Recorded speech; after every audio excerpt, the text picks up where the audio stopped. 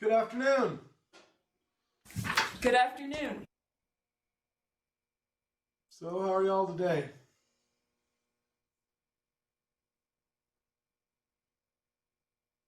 All right,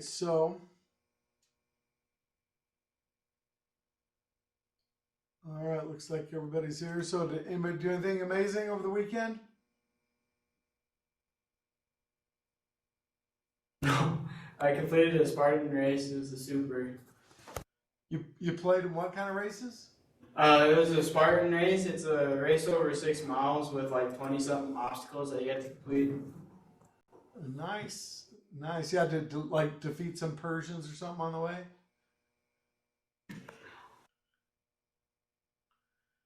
Like 300 of them maybe? I don't know. But anyway. No, it's just a race. Okay. Well, that's cool. Anybody else? I did regional orchestra. Yeah, did you win? No, we didn't win. It was like, so you audition, and then they take the best kids out of each region for band, orchestra, and choir, stick them in a room for 2 days, and then have them do a concert at the end. So are you like first chair of everything? I auditioned to be first chair of the second violins, which means I had to have the second highest score out of that to get there. But then we did reseeding in regionals, and the new audition cards didn't highlight what I had spent all my time practicing, so I ended up second of the second violin, second violin. Okay. So is that like fourth chair? No, that's second. Yeah, pretty much. Okay. All right. Well, that's cool. So who we got there at Mogollon High School? That's Rachel. Hey, Rachel. I thought that was you. You coming to slum with us today? Oh, yeah. All right. Well, you can teach them a little integration here. That'd be cool. So Rachel, did you do anything amazing over the weekend? Nope. All right. How about in Winslow? Did you girls do anything? Not much, nope. Nothing interesting. Didn't you like win some basketball game or something? Well, we just had practice for a while this weekend, but we have our playoffs that start today, so. All right. So who are you playing today? Wickenburg. All right.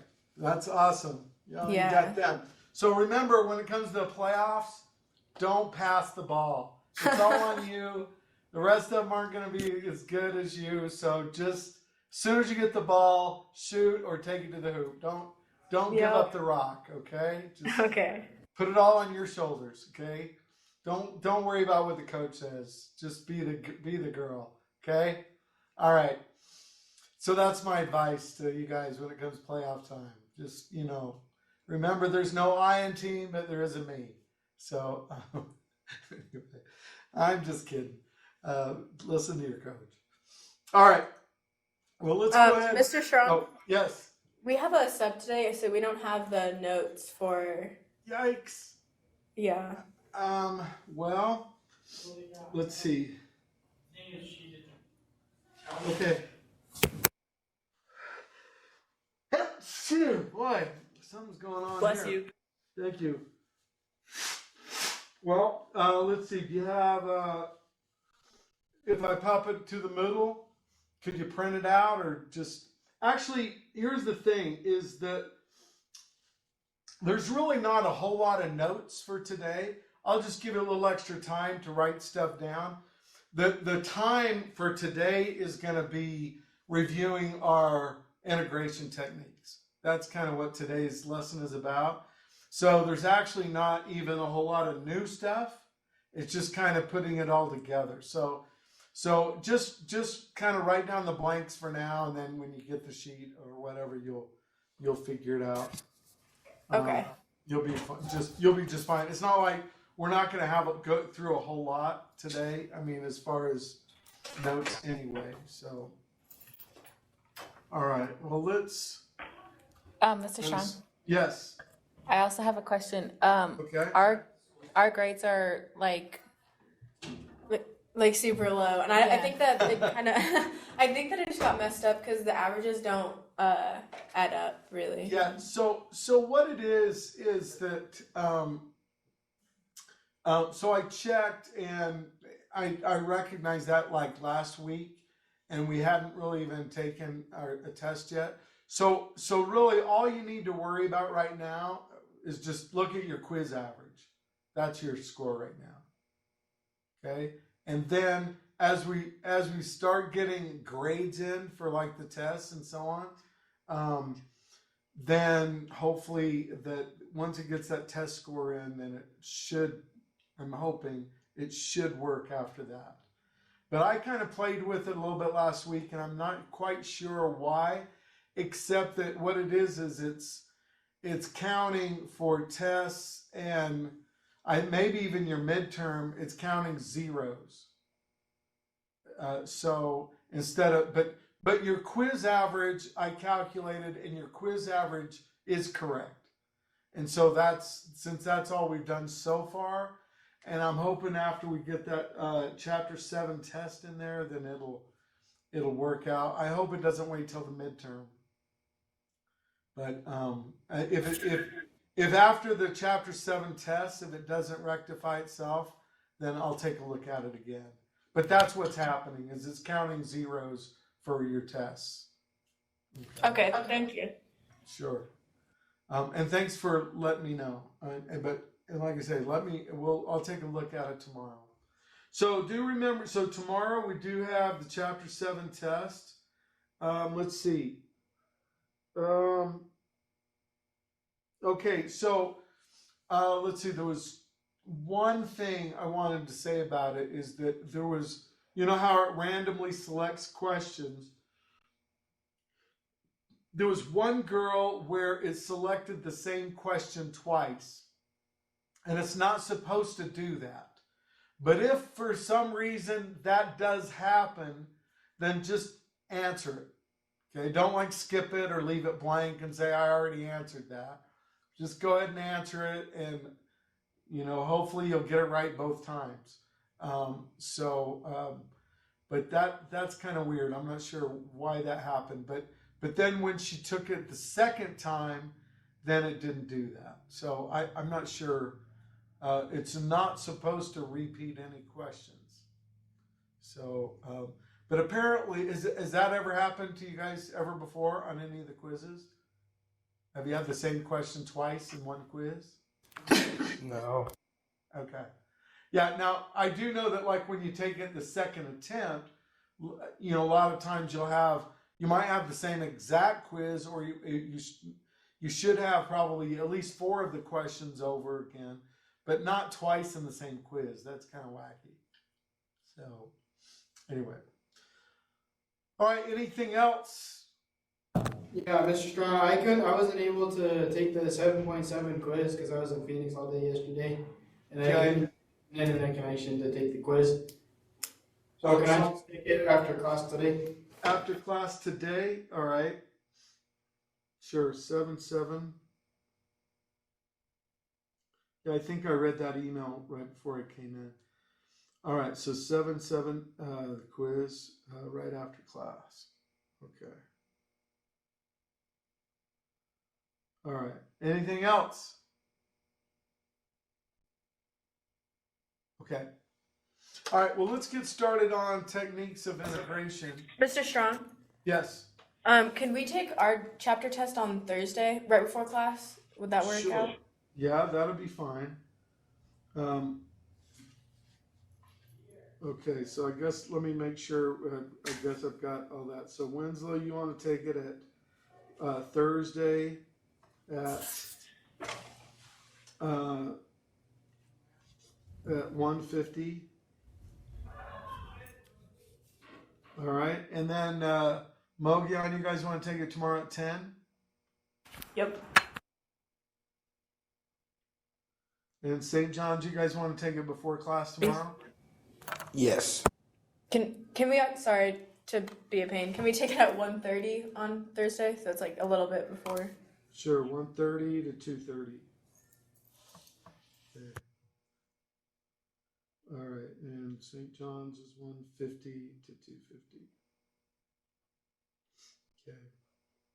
All right, and then remember the deal that, like, if so this morning I had a lot of students. Well, some of them were able to do 2 attempts, no problem.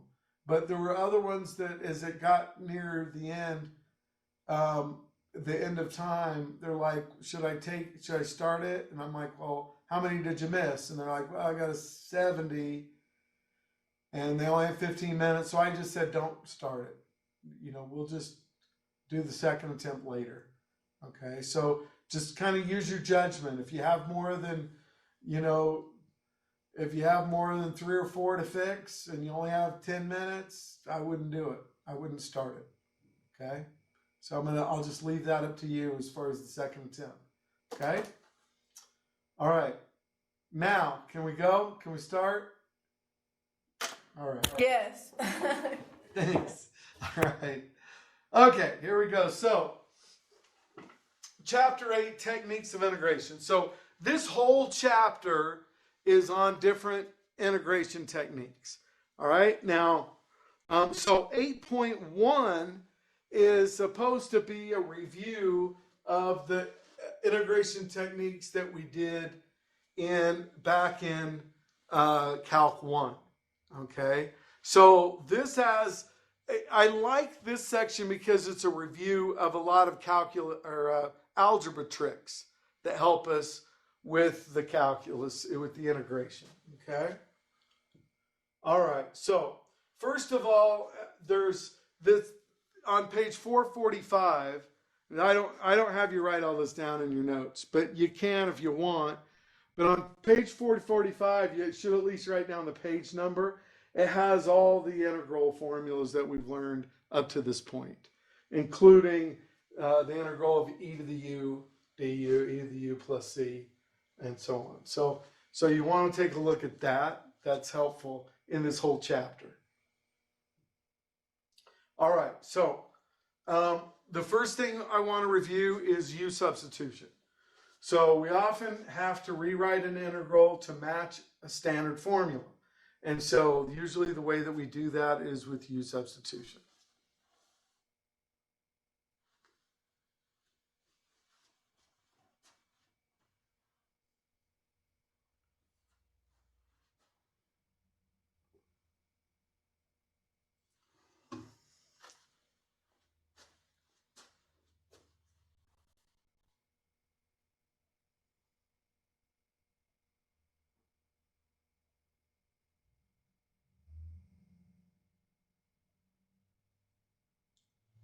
All right.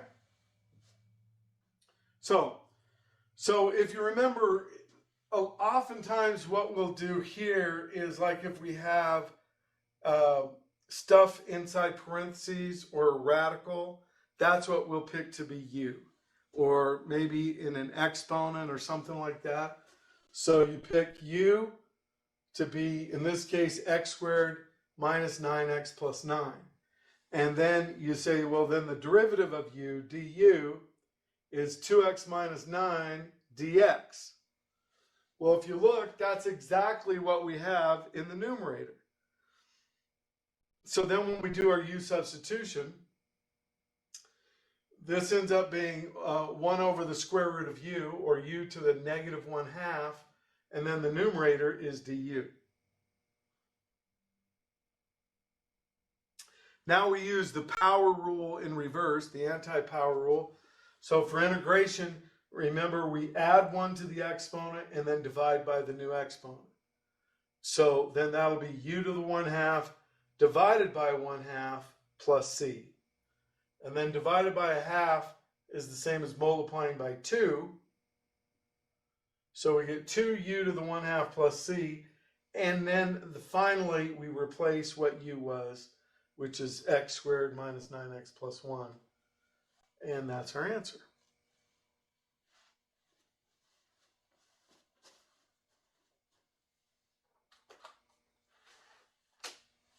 Okay. So go ahead and try practice 1. Or let me pop that up there for you guys.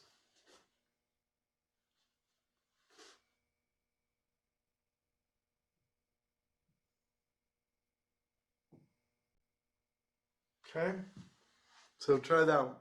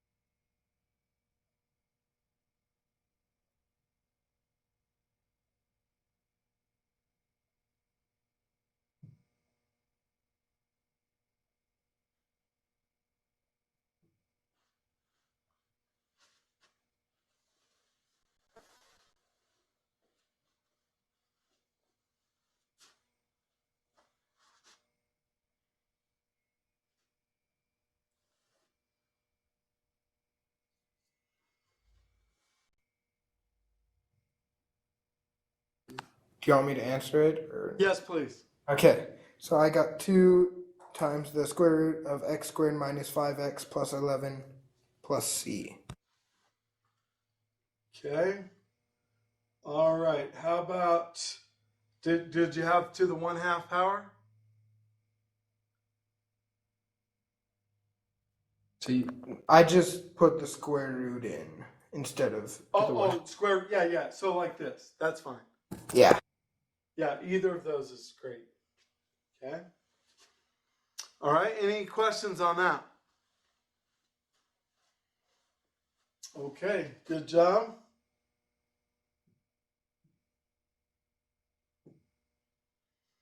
All right. So the next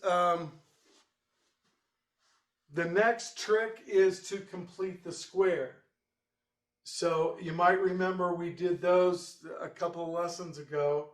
And so the term that you add to complete the square, I'm going to just go to the practice problem. Well, to complete the square, this is what you add in the middle. B divided by 2, half the middle term squared. That's what you add to complete the square. All right, let's see if you can remember how to do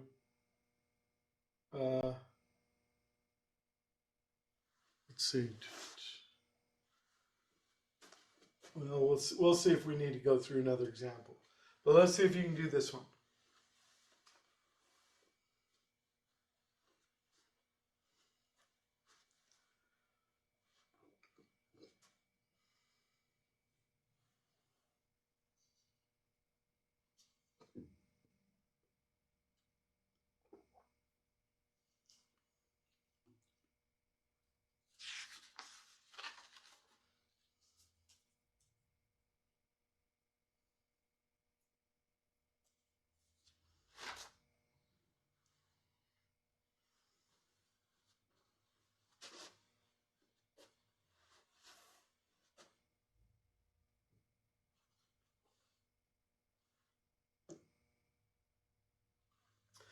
All right, so Aiden, do you remember how to complete the square there in the denominator? Yeah. Okay. You get radical. Wait, do you want me to say the answer? Or Yeah, go ahead and say the answer, and then we'll see if we need to go through it. Inverse sine of x minus 3 divided by 3 plus c.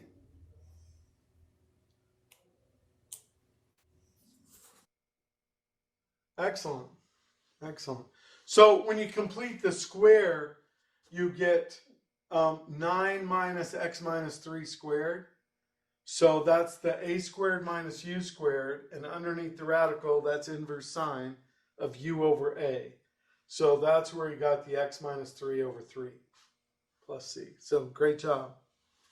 Any questions about completing the square or applying the inverse sine formula or any of that?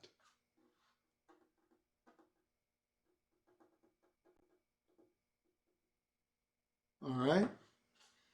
So, good job, Aiden. Are you still writing that down, Joey? Or you got it? No, I'm good. Okay.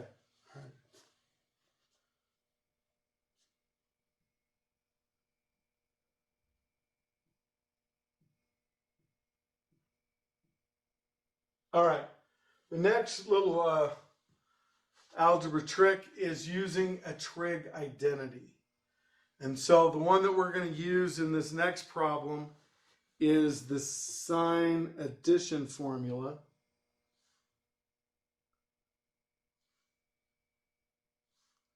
Oh, actually, no. We're actually going to use a different one. This is the one I'm going to show in the example. You're going to need a different one for the practice problem. So let me just show you how I'm going to use this, and then I'm going to have you hunt up the other one. Okay? So the idea here, see where we have cosine, sine, sine, cosine. Then that lets me know, see, cosine u sine v, sine u cosine v. And so the way that it's written, it means I'm going to use that one addition formula. And so this is going to simplify to sine u plus v. So this would be the sine of x plus 2x, or the sine of 3x. And now is straight up, the integral of sine is negative cosine 3x, and then you divide by the 3 plus c, and that's it. So once you get the right trig identity, okay, so I think we wrote those down if you've got them in 1.3, no, let's see. Yeah, 1.3, that's from last semester. Let's see. Yeah, so look in your book, if you've got your book, in 1.3, or if you have the guided notes from 1.3, I don't know if that's too much to ask. But if you've got your book, you can look up the trig identity that you would need for the practice problem. I guess I need to write that up there. Okay, so it's sine cosine minus cosine sine.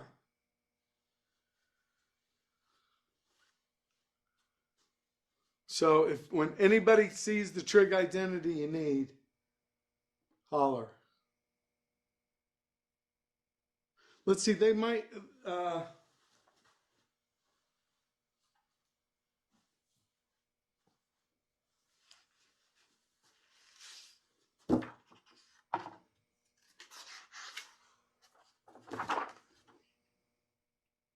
Is it cosine A plus B equals no, it's sine u minus v. So what we're looking at, okay, so if you've got your book, it's the trig stuff is in 1.3.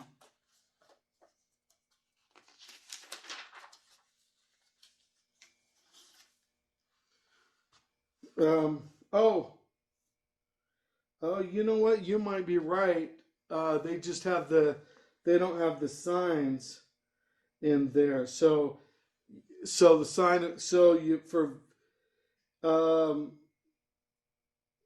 A plus B, so A is U and B is negative V. So that actually would work.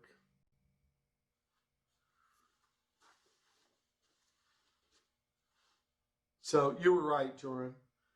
But this formula is actually a little bit easier to use. It's the same idea, but the negative is already put in there. The addition formula. So see if you can apply that and finish the problem. Apply the formula and do the problem.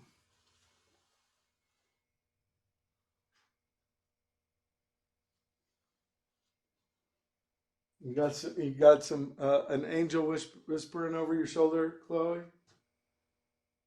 Yes, sir. All right. I'm the math angel. Nice. Get out of there.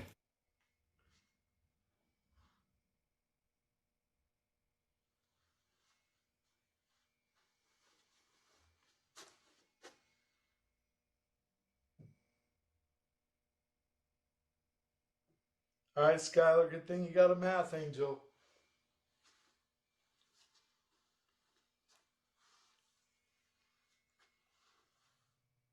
Is it negative cosine x? Negative cosine x Plus C. Never forget the plus c. All right, great job, because, see, it simplifies to the sine of u minus v, so it's 2x minus x. So it just becomes the integral of sine x, which is negative cosine x plus c. Where'd the math angel go? I was going to hire him. He's still in here. Oh, okay, all right, you're hired. You helped Skylar get that one. So, all right. Any questions on that? Okay. Oops. There we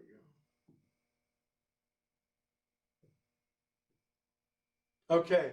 So another important algebraic technique is to multiply the integrand by a form of 1 to change it to one we can integrate. So if you don't see right away how to integrate it, you multiply by a form of 1. Now, here's the thing, is unless you have a hint, these are really hard because you don't know what to multiply by. So if it's not obvious, like the conjugate or something like that, then usually I'll tell you. Okay? Wait, Mr. Strong, can you go back really quick? Sorry. Sure.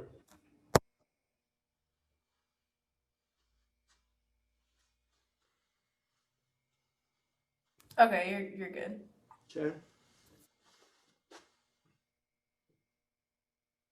So, like with this one, we want to multiply by a form of 1. So, this one we want to multiply top and bottom by the conjugate of the denominator. Why? Well, because see what happens when we multiply 1 minus sine by 1 plus sine? We get 1 minus sine squared. Okay, and what's 1 minus sine squared equal to?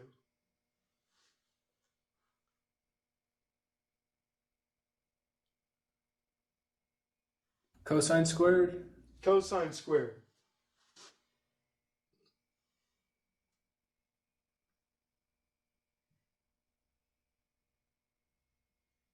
All right, then the way you integrate that is separate the fraction and say, okay, 1 minus cosine, 1 over cosine squared, and then sine over cosine squared.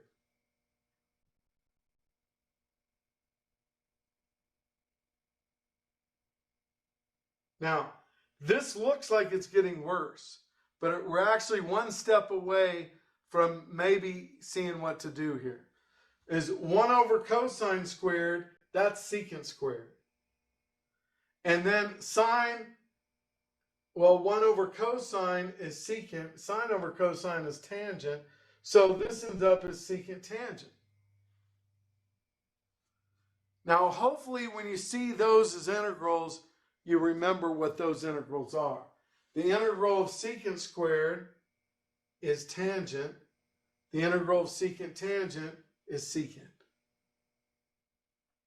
And so now you just plug in the numbers. And so the key thing is we got to those integrals that we know by multiplying by a form of 1. All right, and then you plug in and subtract, and then you got it.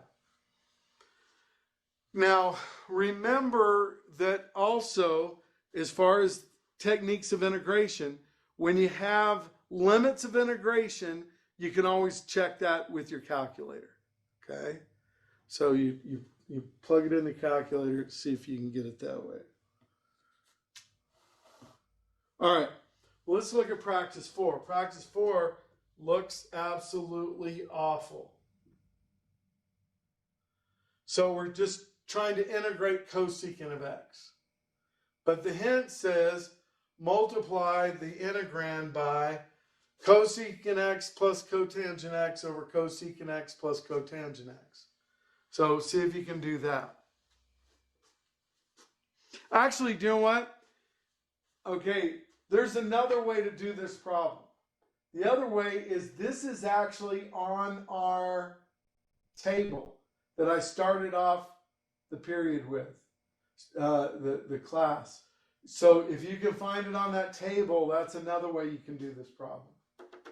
Maybe a little bit easier, in fact.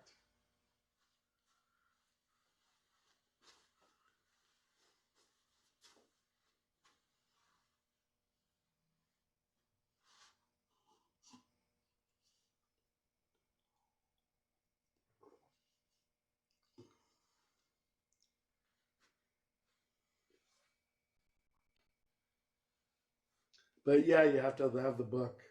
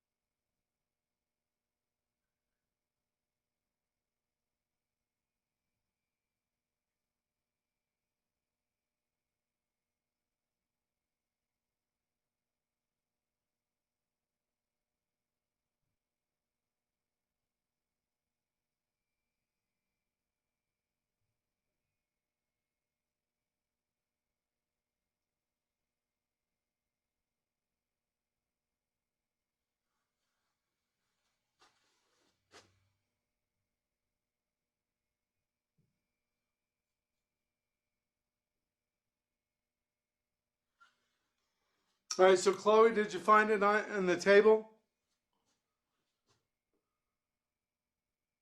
We found the negative cosecant, but we can't find the cosecant. Okay, so it just had the integral of negative cosecant? It says cosecant x, cotangent x is equal to negative cosecant plus c. Okay.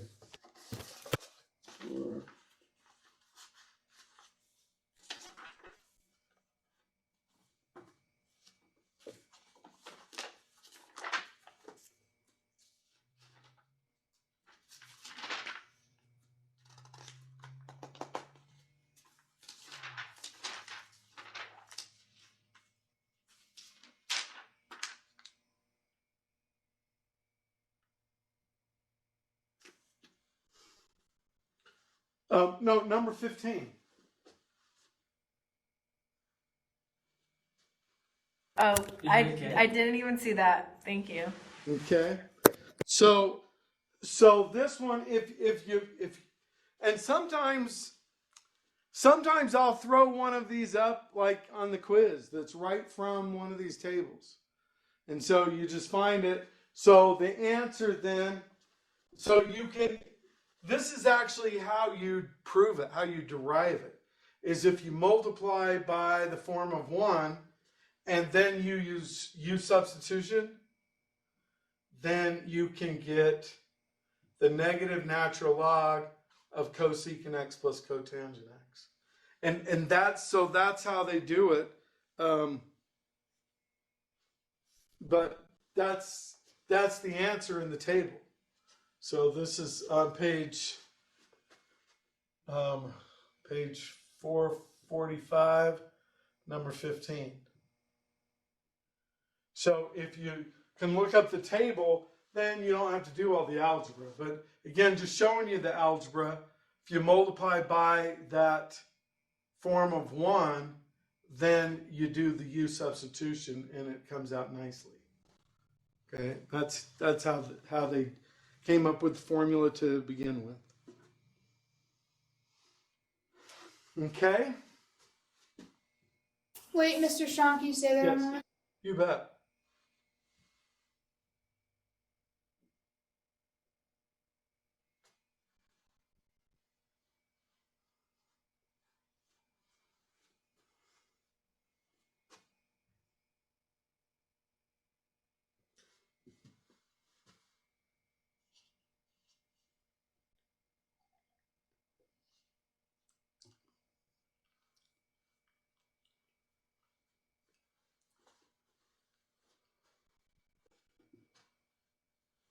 Can you go down a little bit? Sure.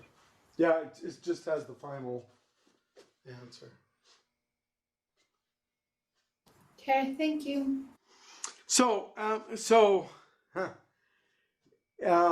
that reminds me of something else that in the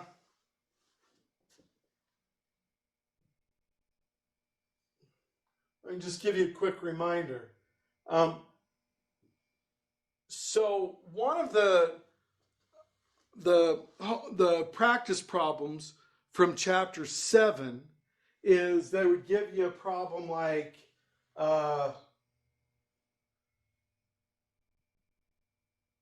find the area under that curve. So even though the function is like a transcendental function from chapter 7, to find the area under the curve, you got to remember Calc 1.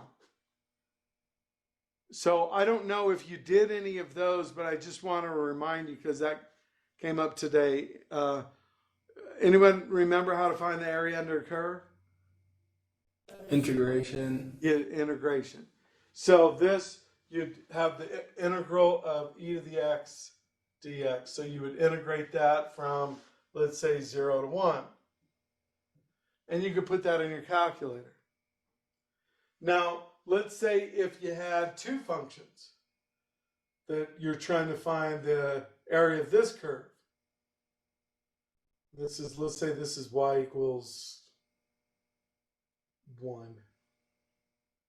Then how do you do that? How do you find the area between two curves? You would basically like subtract the integrals. Right. So you take the top function minus the bottom function. And then the integral, the limits of integration are sometimes tricky because you've got to find where these intersections are. Now this one is 1, but to find this, you know, you might have to do intersection, second calc intersect, or say, okay, if y is 1, e to the, 1 equals e to the x. So the natural log of 1 equals x. So natural log of 1 to 1. Well, the natural log of 1 is 0. That doesn't make sense. I must have drawn it. I've messed up the graph somehow. But anyway, you find the limits. So you take the top one minus the bottom one. So I just wanted to remind you of that. Okay. All right. Let's go on. Okay, the next one. The next algebra technique, reducing an improper fraction. If the integrand, remember that's the thing inside the integral sign, is an improper fraction, and that means that the power in the numerator is bigger, to integrate, we first use polynomial division. So if ever the power in the numerator is bigger, then we use polynomial division.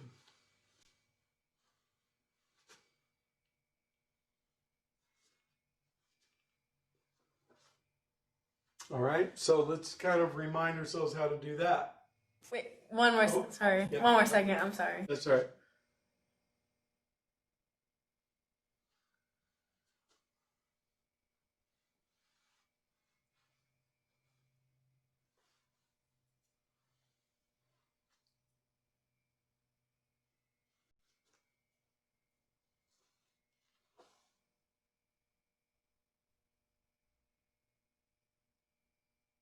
Okay, thank you.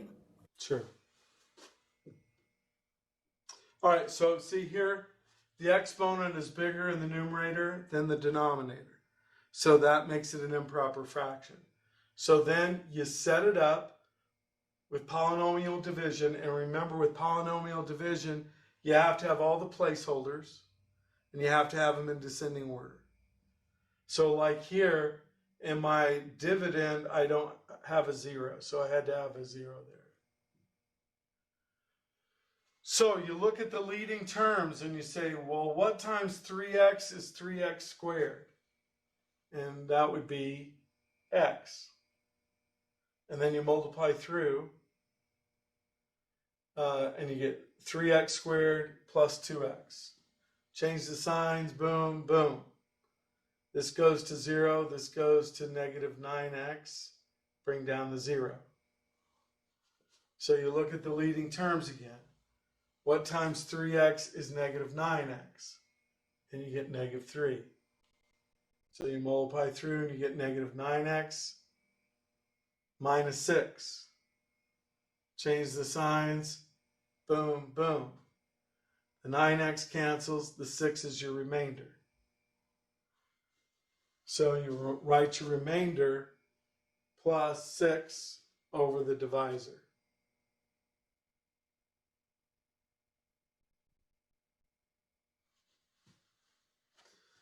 So then that simplifies this considerably, because now instead of integrating all that mess, we integrate, let's see, do I have it?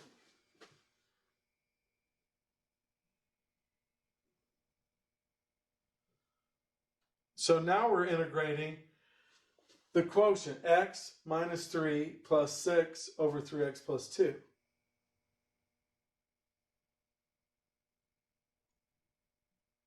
Well, the integral of x is just x squared over 2. The integral of minus 3 is minus 3x. So those two we can integrate in our head.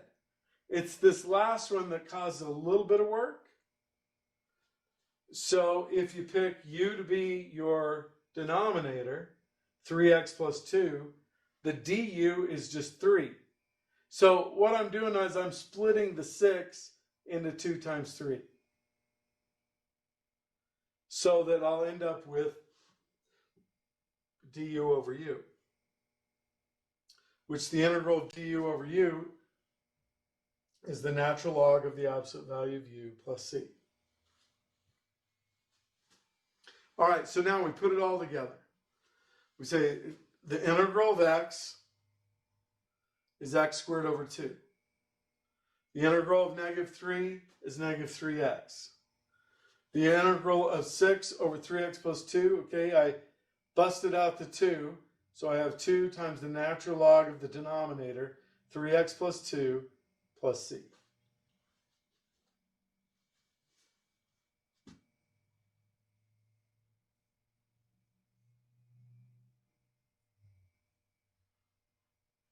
All right, so I'll go ahead and try practice 5. So I'll put it up on the board so you can copy it down, and then I'll come back to the example.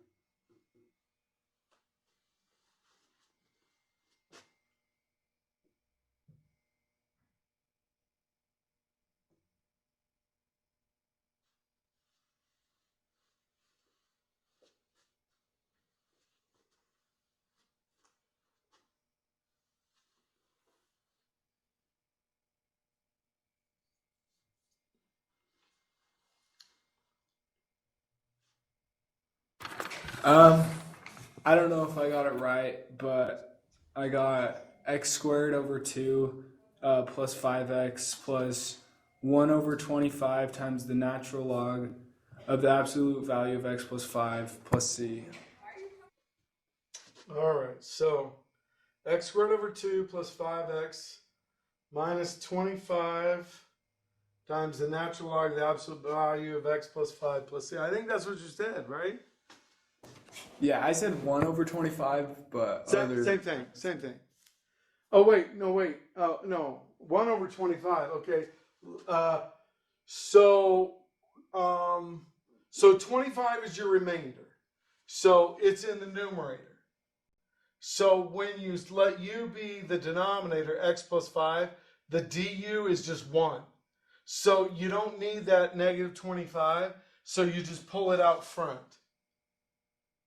okay, I put 1 over 25 to like cancel that out, I guess. Cancel out. Yeah, you just get rid of it by pulling it in front of the integral. Okay. All right. So like this here in red. So you think of it as negative 25, and then you have your du over u, which will be your natural log of u. Okay. All right. Any questions as far as the polynomial division part, or anything on this one?